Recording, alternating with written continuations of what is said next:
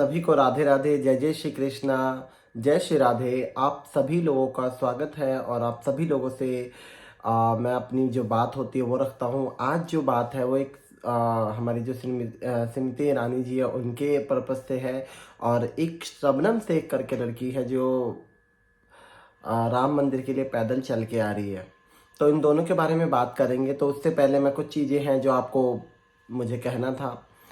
और मैं आप सभी लोगों से एक चीज़ कहता हूँ कि मेरी वीडियो जो होती है, ज़्यादा मेहनत तो नहीं कहूँगा, ज़्यादा मेहनत से बनती है, आप लोगों का प्यार देखने को मिलता है। पर मेरे पास एक्चुअली क्या होता है कि सही तरीके से मुझे बनाना नहीं आता। दूसरी चीज़ जैसे होता है मैं अपनी बात रखता हूँ। पहली बात तो देखिए, काफ़ी लोग कहते हैं कि भैया आप ऐसे नहीं वैसे बनाइए। पहली बात तो मेरे पास टाइम कम होता है, क्योंकि पूरे दिन ठाकुर जी की सेवा होती है और उनके कपड़े धोने होते हैं, उनको भोग लगाना होता है, तो मेरे पास टाइम बचता नहीं है इन सब कामों के लिए। और वीडियो के चक्कर में मैं ठाकुर जी की सेवा स्किप नहीं कर सकता और ना मैं किसी और से करा सकता हूँ, क्योंकि मुझे अच्छा नहीं लगता कि भाई किसी और से जाके सेवा वगैरह मुझे मुझे पसंद नहीं आता। मैं मेरे ठाकुर जी की सेवा मैं खुद ही करना ज़्यादा पसंद करता हूँ। और ना हमारे पास कोई भाई सेवक वो कोई रहता है, हम तो भैया अपने ठाकुर जी के साथ ही रहते हैं और वो भी अकेले रहते हैं। और दूसरी चीज़ ये है कि मैं आप लोगों से कहना चाहता हूँ कि उसके बाद से मुझे ठाकुर जी की सेवा से टाइम मिलती है तो फिर मुझे काम करने जाना पड़ता है, क्योंकि वहाँ पे मेरी 8,000 रुपये की सैलरी मिल जाती है। तो वहाँ जाना होता है, मतलब जो पहले मेरी पैकिंग का काम था तो वो कहीं और पे हो रहा है। तो मेरी स्पीड बहुत तेज़ है, आप लोग वीडियो में देखना, स्पीड बहुत ज़्यादा तेज़ है मेरी पैकिंग करने की, क्योंकि मैं पहले कर रखे तो मुझे मेरी स्पीड है। आप लोग देखना वो मूंगफली पैक करते हुए वीडियो।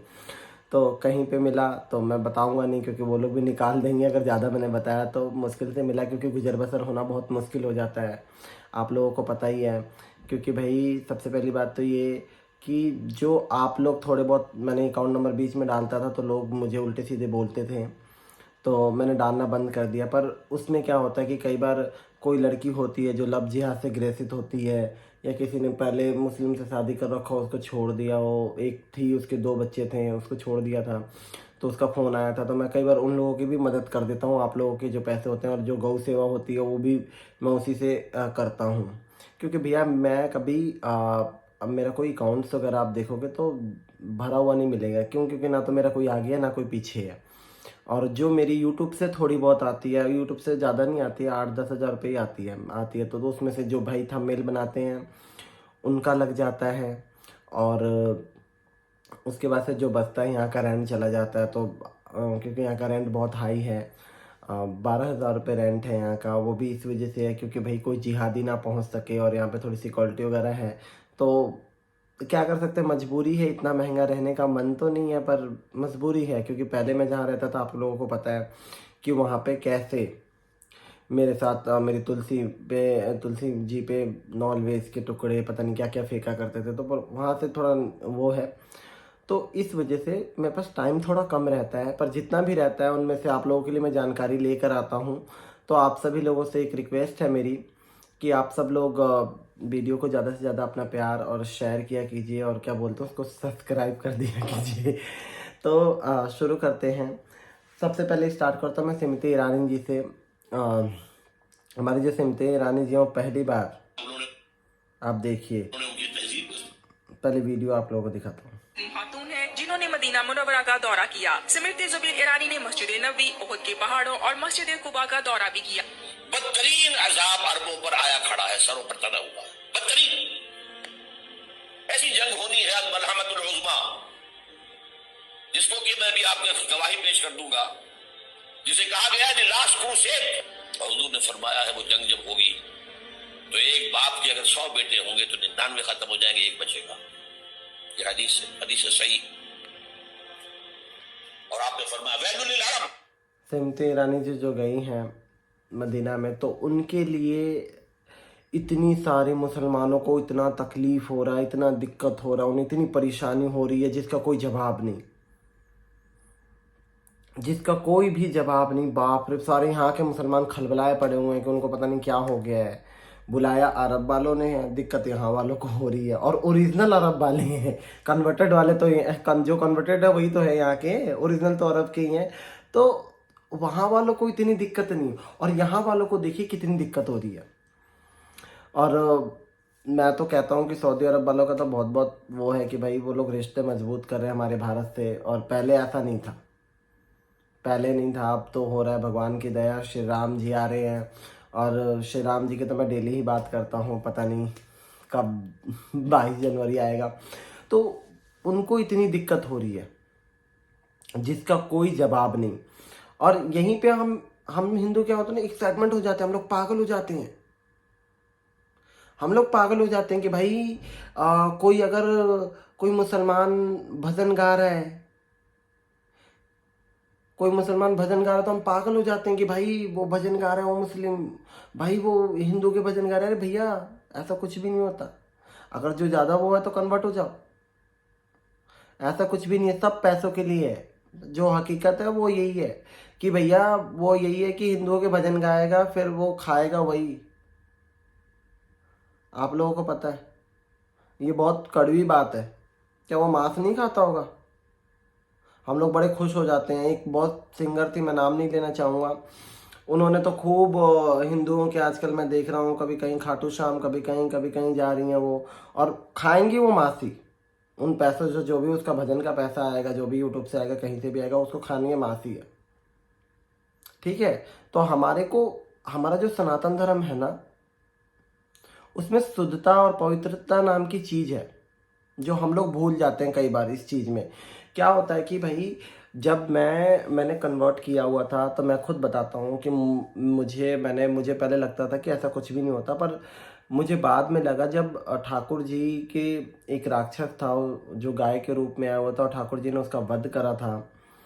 और उसके बाद से उस राक्षस को फिर ठाकुर जी ने क्या करा था कि उसके अपराध उतारने के लिए हमारा जो राधा कुंड से स्नान करा हुआ था, उन्होंने गंगा जमुना सरस्वती जितनी भी नदियाँ थी सबका स्नान करा हुआ था, क्योंकि उनको दोष लग गया था,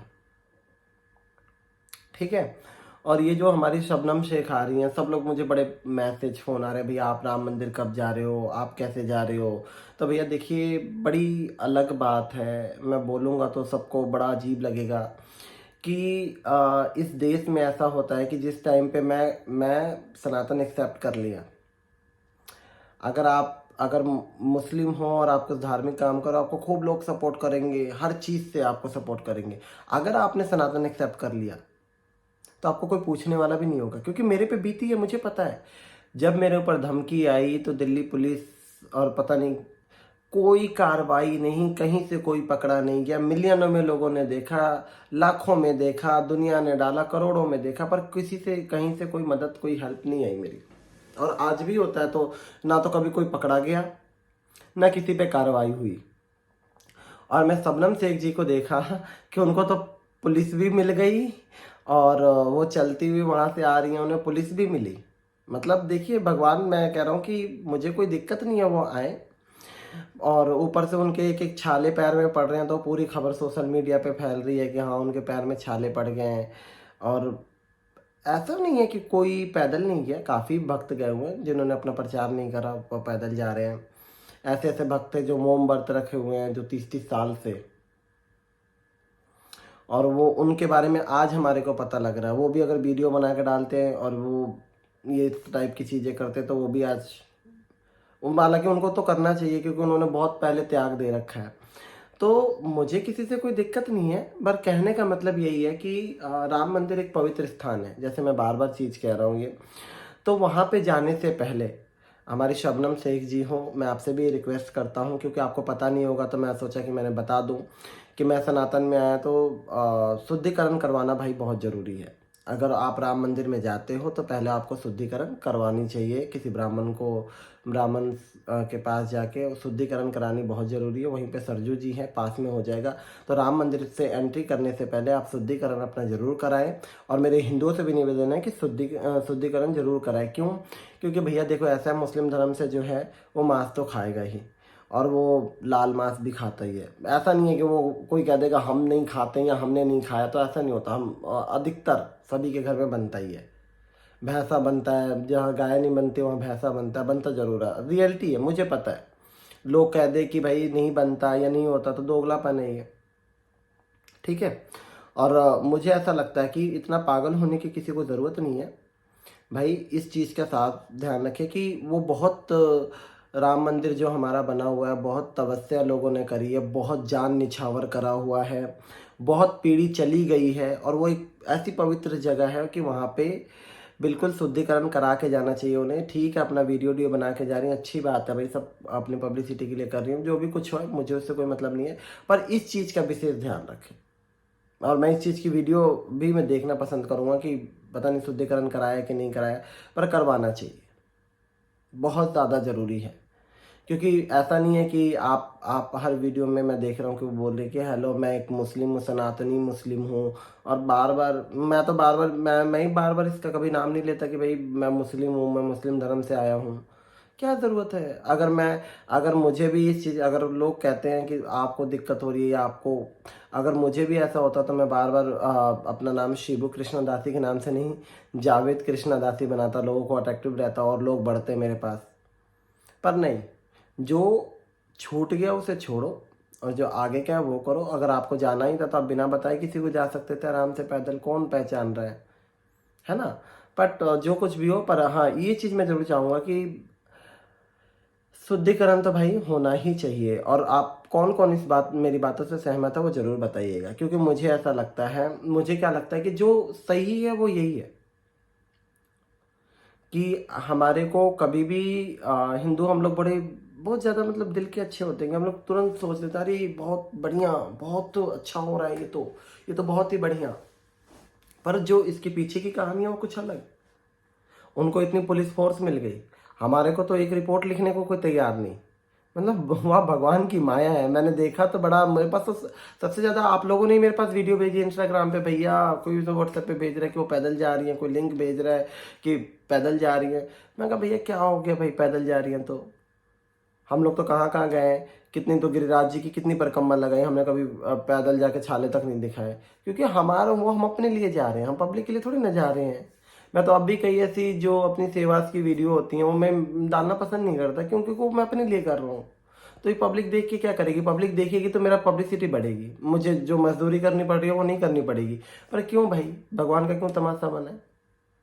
बस यही है।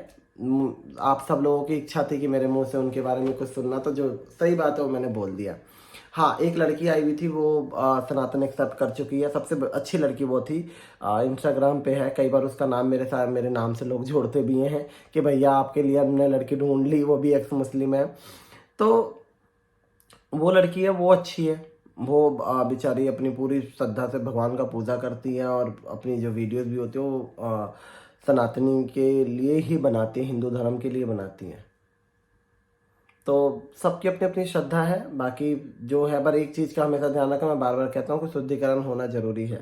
अगर नहीं हुआ तो मैं इसके खिलाफ फिर आवाज़ उठाऊँगा, क्योंकि भाई मैं चाहता हूँ कि मेरी आस्था है कृष्ण जी में तो है ही है, और रामलला में भी मेरी पूरी आस्था है। क्योंकि भाई बहुत, जब मैंने देखा ना एक एक वीडियो को, कितने लोगों की जान निछावर हुई है, बस वो मैं देखता रह गया। भगवान प्रभु उन सभी लोगों की आत्मा को शांति दें। और आप सब लोग अपना राय कमेंट में ज़रूर डालिएगा। जय श्री राधे, जय जय श्री कृष्णा।